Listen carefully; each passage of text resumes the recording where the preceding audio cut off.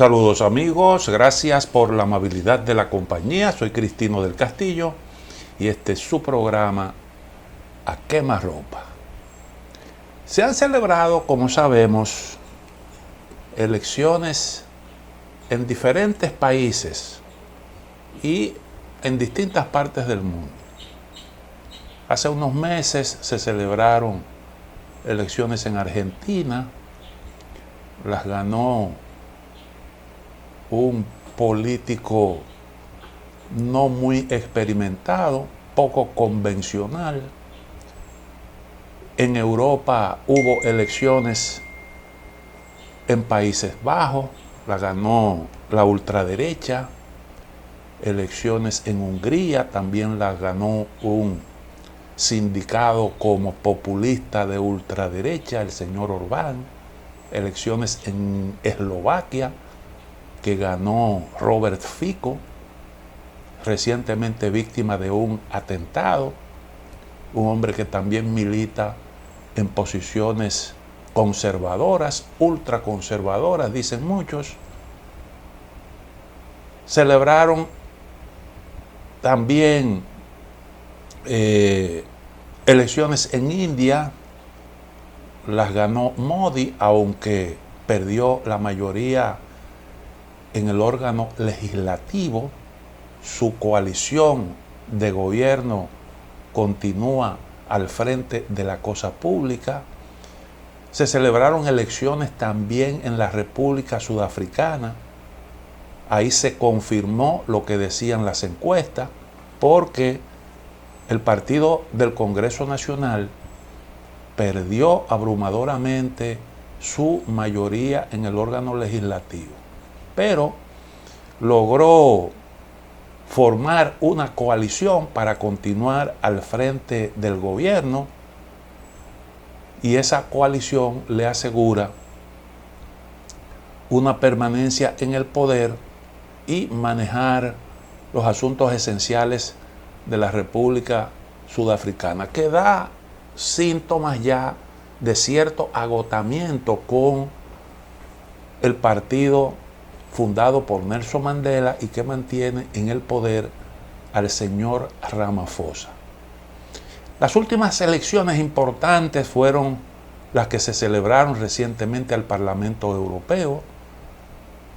Las encuestas vaticinaban un repunte, un avance de las fuerzas de la extrema derecha. Eso ocurrió en Francia, en Alemania, en Austria. Y la mayor repercusión la tuvo en Francia, en donde eso provocó todo un terremoto político, de lo cual hablaremos más adelante. Ahora están planteadas las elecciones para el próximo mes de noviembre en Estados Unidos. También habrá elecciones el 30 de junio en Francia. Son dos elecciones muy, pero muy importantes, porque es mucho lo que allí está en juego. Yo quiero echarle un vistazo a cómo están ahora mismo planteadas las cosas en Estados Unidos. Allí los medios de comunicación, los especialistas, los analistas le están dando seguimiento al veredicto contra Donald Trump y también contra el hijo del presidente y su repercusión en el curso de la campaña. Un gran jurado, como sabemos, convirtió al favorito para ganar las elecciones, el señor Donald Trump, líder ahora mismo del Partido Republicano, lo convirtió en un criminal convicto. Eso hasta ahora no ha afectado su nivel de popularidad. Antes, al contrario, ahora su ventaja parece un poco más clara. Si bien no se puede cantar victoria porque queda un buen tiempo. Y los republicanos se están organizando para dar la batalla.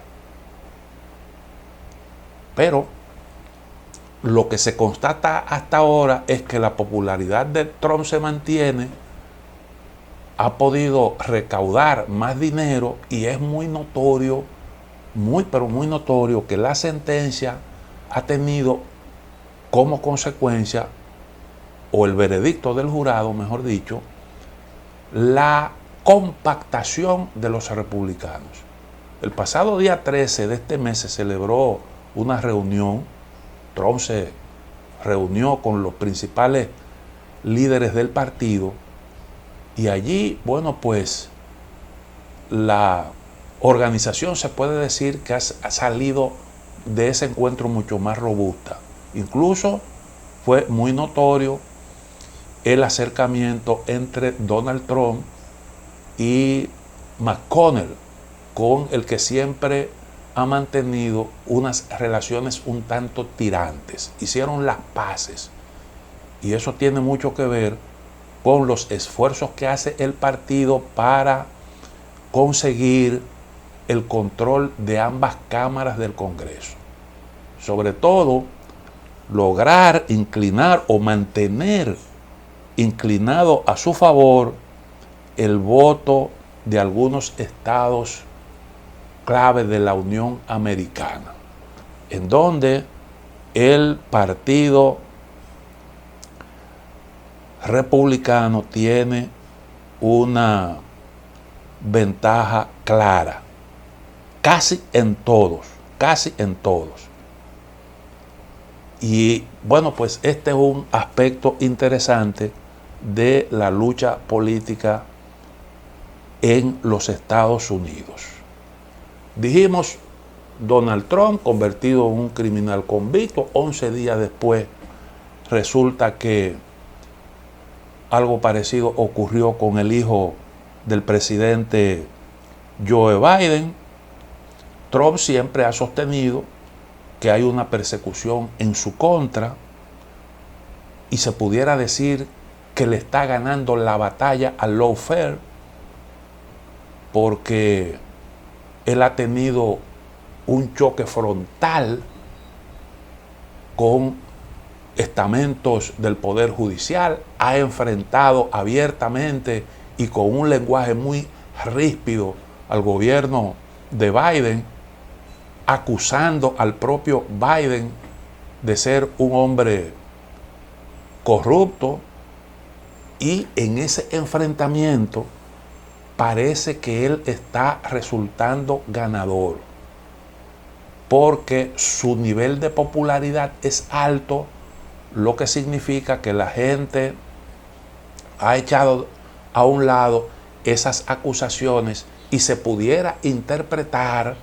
que ello implica un cuestionamiento al Poder Judicial de los Estados Unidos, o por lo menos algunos estamentos de la justicia estadounidense, eso que le llaman el uso de la justicia con fines políticos.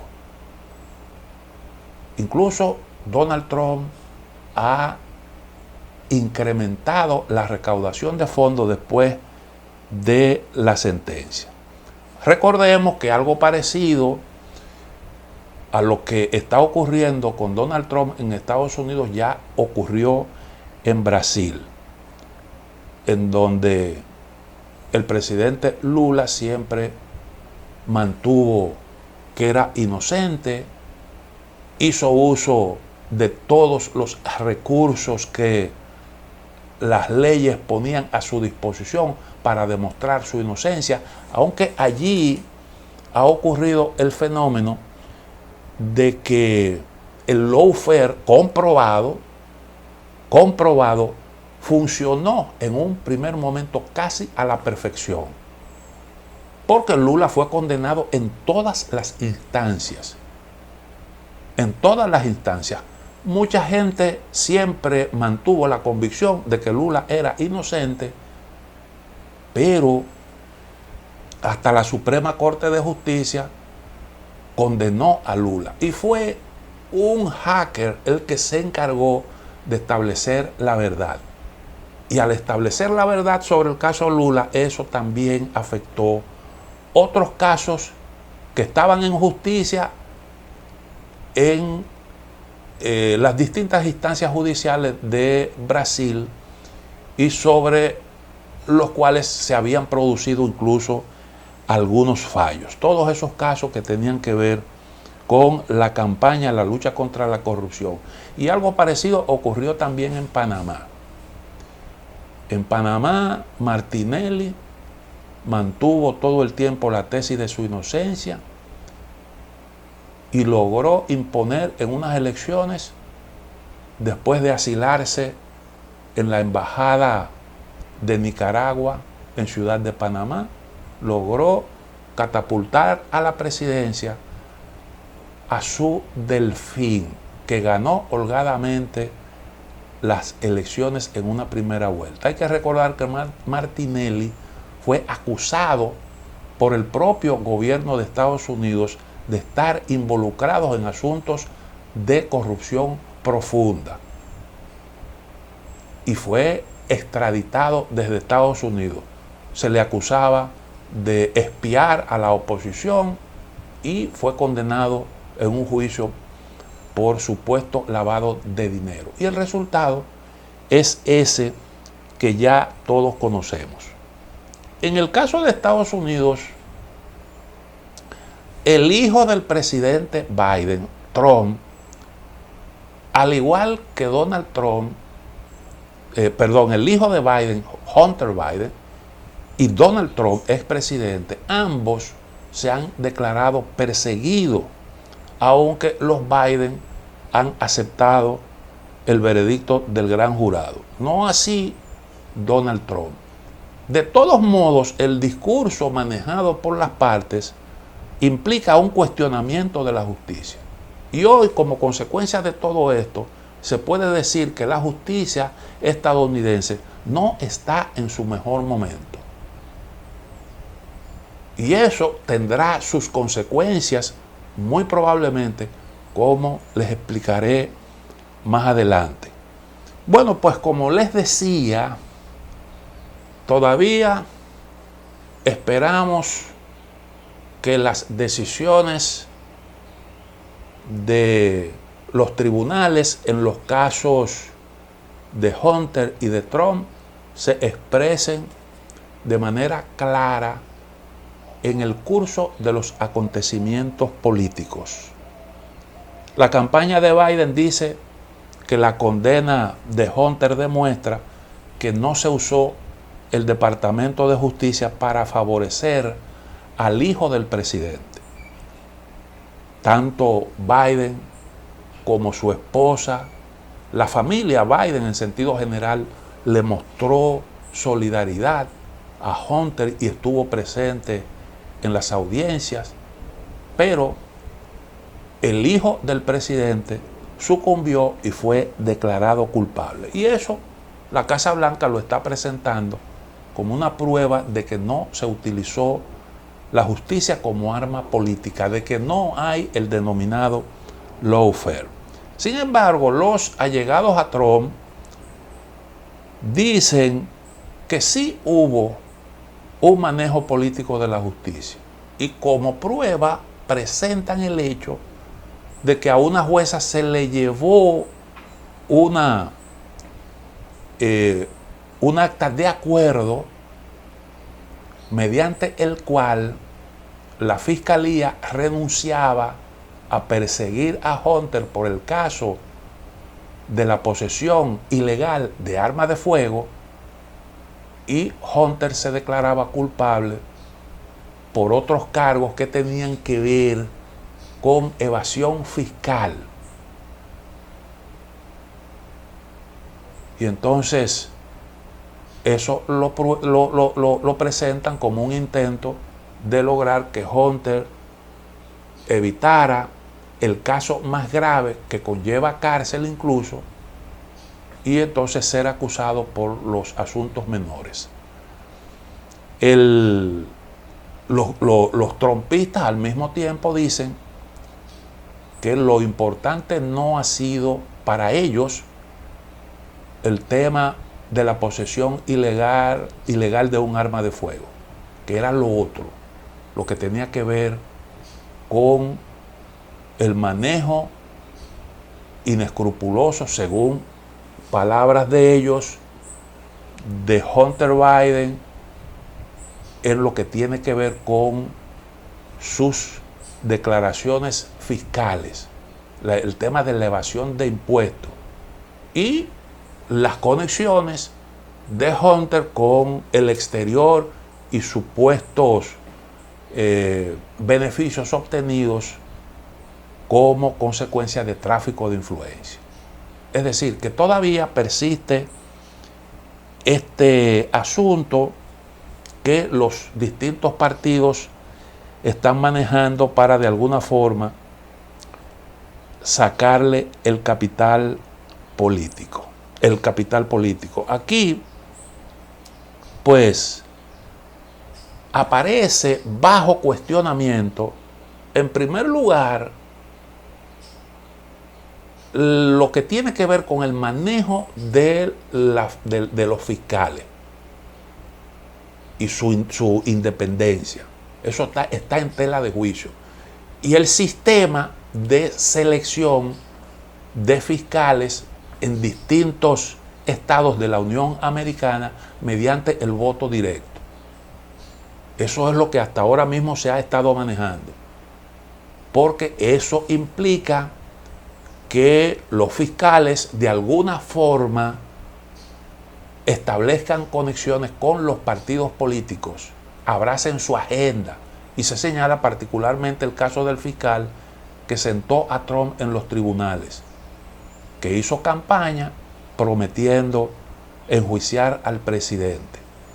Y por el otro lado, también está en cuestionamiento la forma de designación de los jueces, que pasa por una propuesta que hace el presidente para llenar cualquier vacante, que es lo que se dice en el caso de la jueza que conoció el asunto Hunter Biden, porque fue nominada por Donald Trump. No se ha podido demostrar que eso haya tenido algún impacto en el manejo de este asunto, pero son de las cosas que se están cuestionando hoy en día. Y entonces eso formará parte de las discusiones, o ya están dentro de las discusiones sobre futuras acciones de gobierno. ¿Cómo esto impacta la campaña electoral? Bueno, ya dijimos que la popularidad de Trump se mantiene, que ha recaudado más dinero, pero hay una advertencia que hace David Axelrod, que fue el asesor principal de la Casa Blanca durante el gobierno de Barack Obama. Él habló del impacto psicológico de la sentencia contra Hunter Biden, porque resulta que el presidente Biden perdió a su esposa en un accidente de tránsito, perdió una hija de apenas 13 meses de edad, estamos hablando de los años 70, posteriormente murió de un cáncer cerebral su hijo Bo, y posteriormente el otro hijo de Biden, Hunter, se hizo drogadicto, con todo lo que esto implica. Es tan doloroso un hijo dependiente de drogas peligrosas que la muerte de un descendiente. Ambas cosas son muy, pero muy dolorosas. Ver a un hijo afectado por el consumo de drogas peligrosas no es cualquier cosa. Y entonces, este señor habla de cómo eso pudiera impactar psicológicamente al presidente, que es un hombre que tiene ya 81 años. Dice que el efecto puede ser devastador, y es un hombre que aparece muchas veces en distintos escenarios medio perdido, y todo esto ha hecho que el expresidente Trump se maneje con cierto cuidado. Y él se ha mostrado comprensivo con el presidente Biden, porque él incluso habla de algunos casos de drogadicción en su propia familia y dice que él entiende cómo debe sentirse Biden. Además de que este es un tema en el que probablemente una buena parte de los electores se incline a favor de Hunter Biden. Por el asunto este, que siempre ha sido objeto de polémica, lo que tiene que ver con la posesión de armas y el consumo de drogas. Son dos asuntos altamente polémicos y la gente suele tener cierta comprensión con las víctimas de este flagelo que es el consumo de droga. El presidente Trump, como todos sabemos, ha acusado permanentemente a Biden de ser un hombre deshonesto, presionó para que la justicia investigara a Hunter, pero Trump, como dijimos, frente a esta situación, ha decidido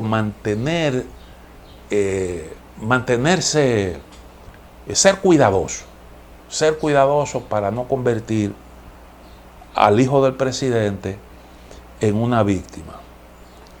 El hijo del presidente, entonces dijimos, fue declarado culpable de 3 cargos federales por posesión de armas de fuego y mentir acerca de su drogadicción. El hijo del presidente entonces debe ir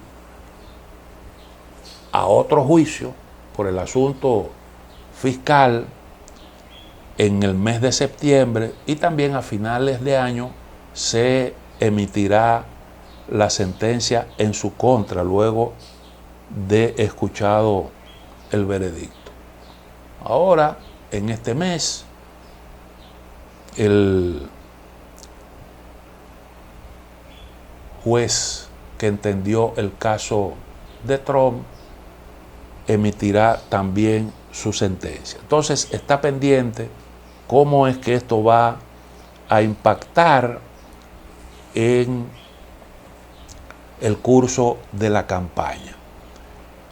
Las batallas legales podrían llegar al escenario del debate que se va a celebrar el próximo 27 de junio. Habrá que ver cómo tanto Biden como Trump manejarán estos temas altamente delicados. Es mucho lo que está en juego en estas elecciones y de eso vamos a hablar justamente en el próximo segmento. Una pausa. Donald Trump tiene una posibilidad real de convertirse nuevamente en presidente de los Estados Unidos.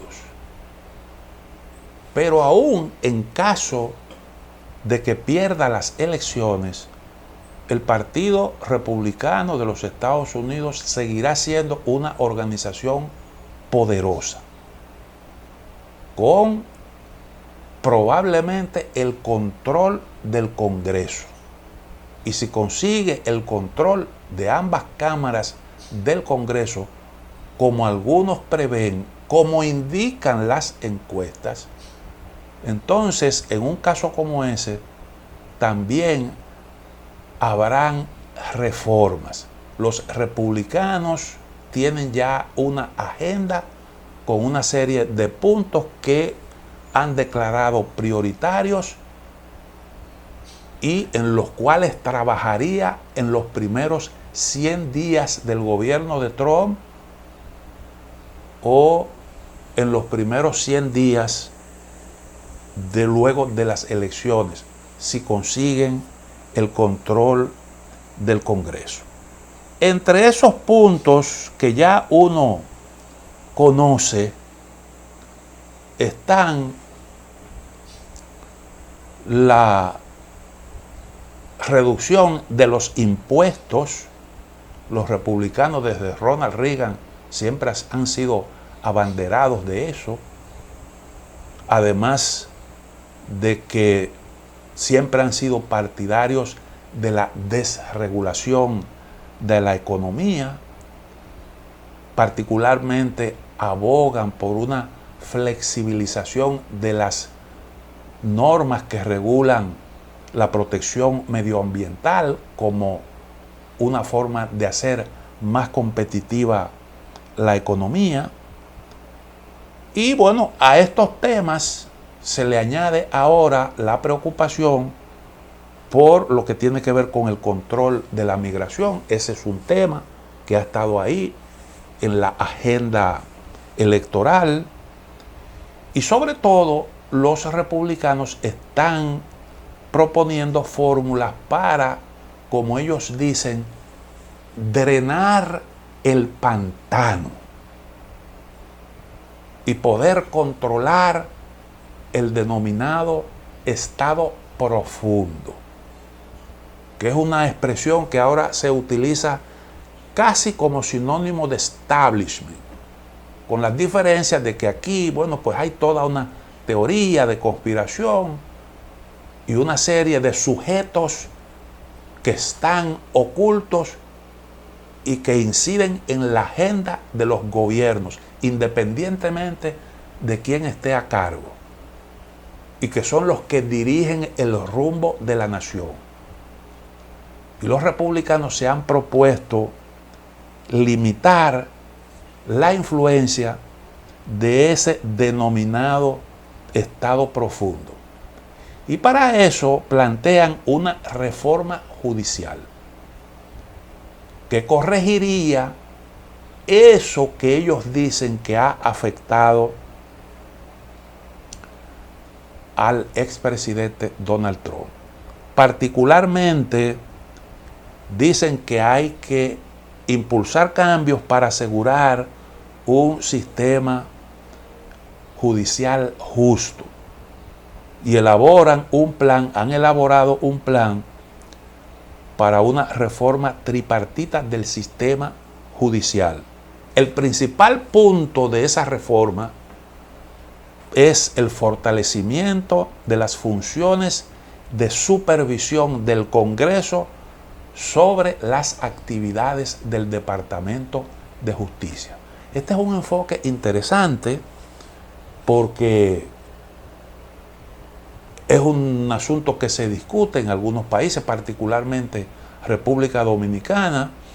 El gobierno del presidente Abinader ha hablado de una reforma constitucional para consagrar allí la independencia del Ministerio Público. Uno supone que eso abarcará una nueva forma de designación del Ministerio Público. Los que a la fecha son designados por el presidente, porque hay que saber que existe ya un mecanismo para la designación de la gran mayoría de los integrantes del Ministerio Público y que no pasan por una decisión presidencial. Bueno, pues en Estados Unidos lo que se plantea es un control legislativo sobre el Ministerio de Justicia más estricto para evitar, según dicen, eso de lo cual fue víctima Donald Trump. Esa reforma tiene gran respaldo. Según el New York Times, más del 70% de los estadounidenses está de acuerdo. Y claro, la popularidad de Donald Trump significa que mucha gente entiende que no se ha manejado con la mejor transparencia el caso de Donald Trump. Y entonces ahí está planteada esa reforma judicial. Pero también se está planteando de reducir la financiación de la comunidad de inteligencia. Se habla particularmente de la CIA, la Agencia Central de Inteligencia, y del FBI. Según se dice, Trump planea ampliar la influencia de la Casa Blanca dentro de la oficina del director de Inteligencia Nacional y las 18 agencias de inteligencia.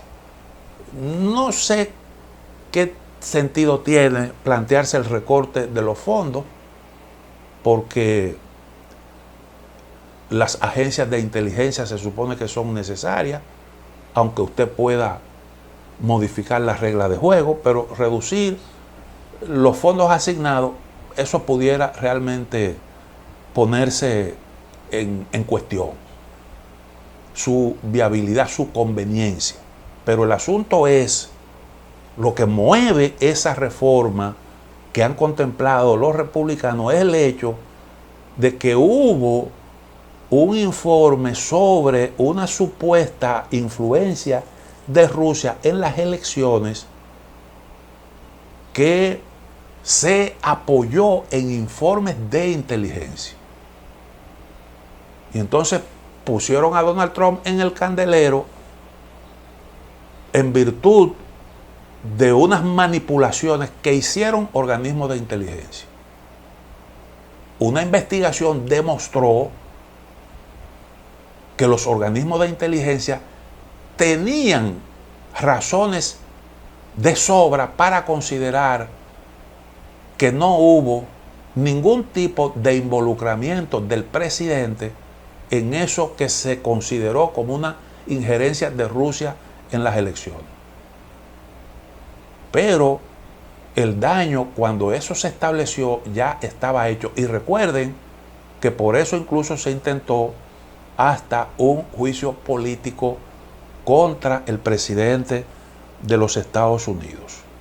Entonces, eso es lo que anima esta reforma de los organismos de inteligencia que está en la agenda de los republicanos. También se contempla la reducción de partida de gastos del Departamento de Estado.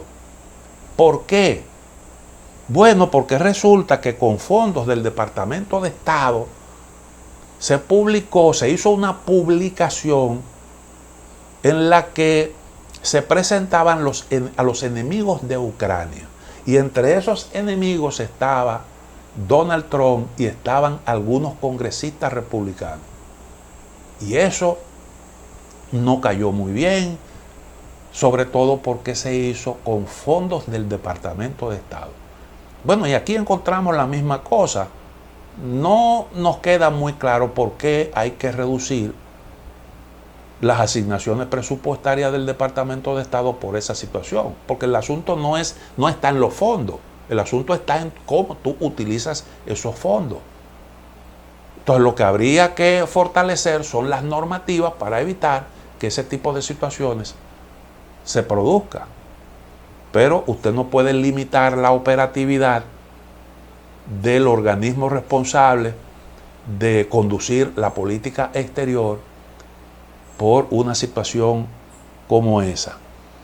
Otro asunto importante de mucha trascendencia que estaría en la agenda de Donald Trump, y eso se ha discutido públicamente, todo esto se ha discutido públicamente, es el control estatal real de la Reserva Federal. Porque ahora mismo la Reserva Federal siempre ha sido así, es como una especie de consorcio público-privado. Y es un organismo que se maneja con total independencia. Así se concibió. Pero el trumpismo entiende que es conveniente que eso esté bajo el control estatal real y que el Estado pueda manejar la política monetaria. Y eso tiene que ver con el enfoque del trumpismo de algunos aspectos que tienen que ver con asuntos importantes hoy en día para la economía de los Estados Unidos. Permítame hacer una pequeña pausa y al regreso entonces concluyo el tema. ¿Por qué el trumpismo se está planteando el control estatal de la Reserva Federal? Por lo que representa actualmente la deuda nacional del Estado norteamericano. Ese es un tema grueso, un tema importante que ha estado en debate en los últimos años y que está ahí pendiente de una solución. Entonces, los republicanos tienen una visión sobre esto que, pues, para ello, para su cristalización, su puesta en ejecución, sería funcional que la Reserva Federal cambie de estatus. El tema de la deuda nacional se plantea su solución con la ayuda de una devaluación del dólar.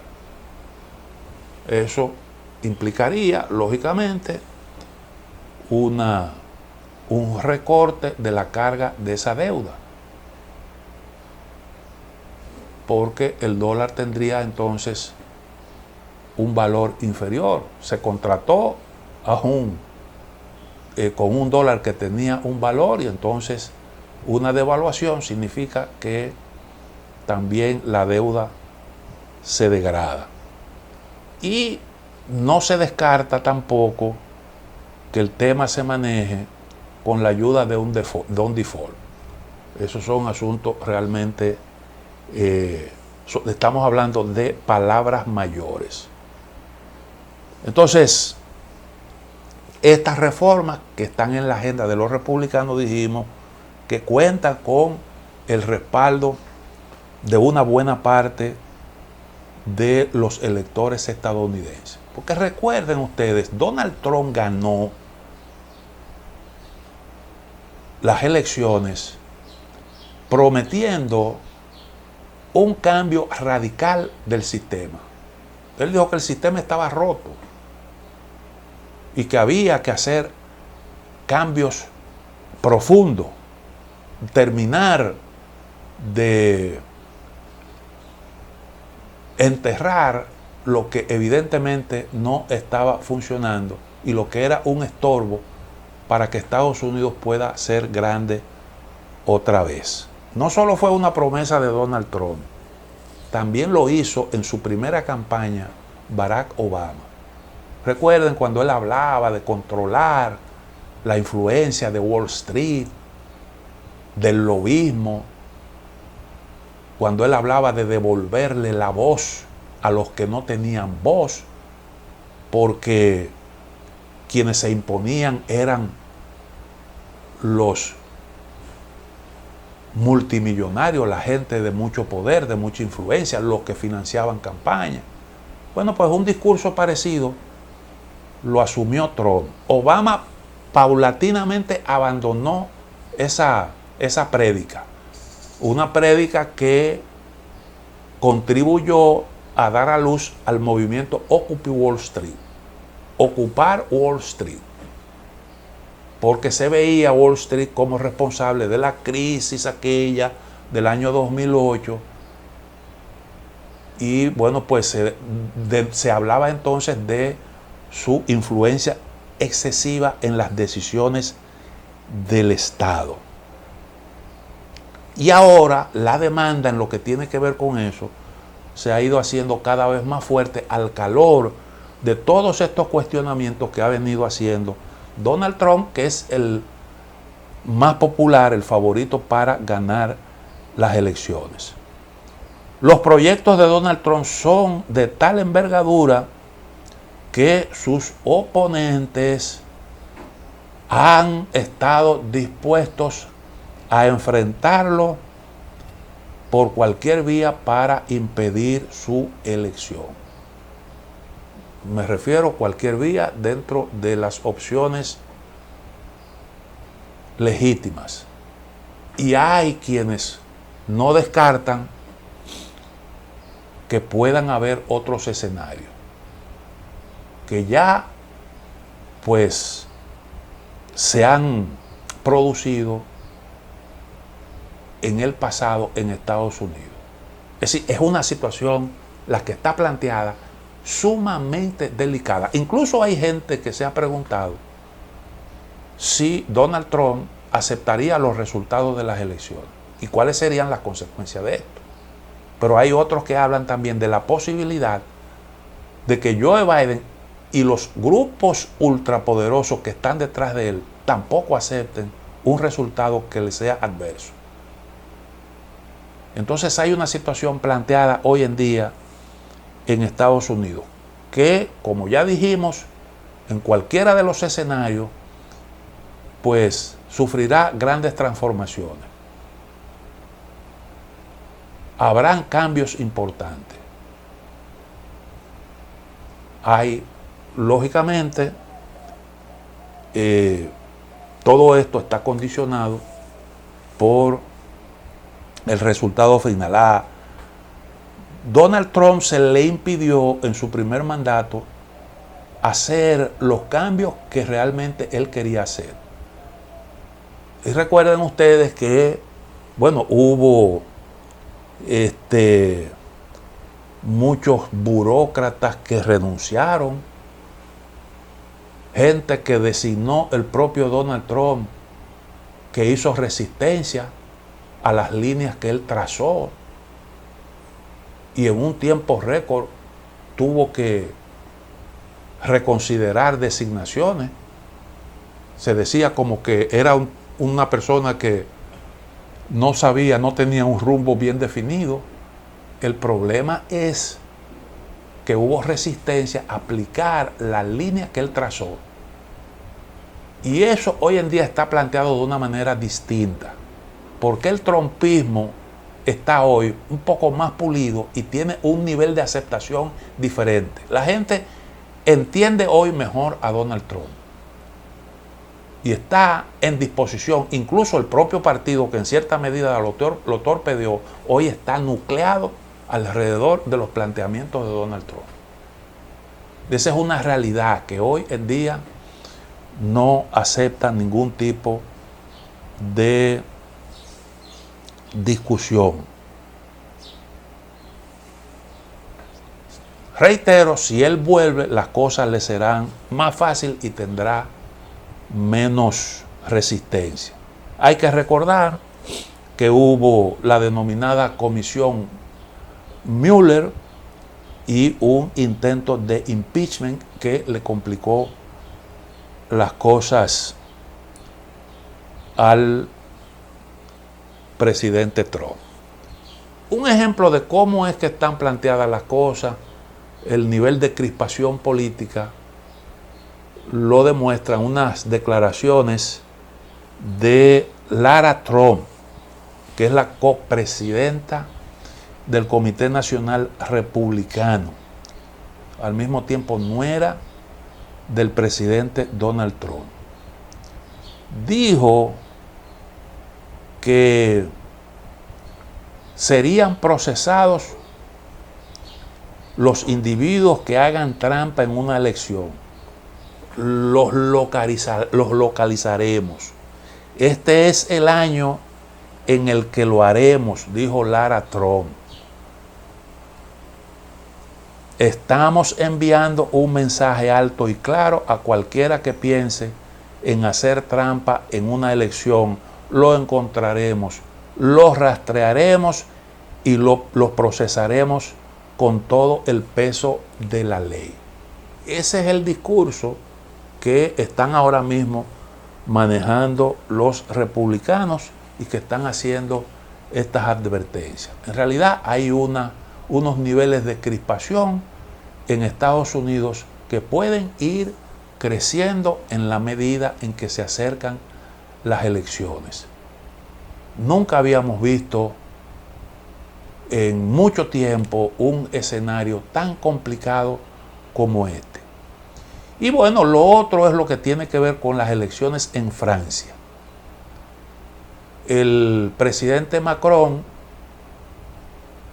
ha querido, disolvió la Asamblea Nacional para, de alguna forma, intentar contener lo que él advertía como una tendencia sumamente peligrosa.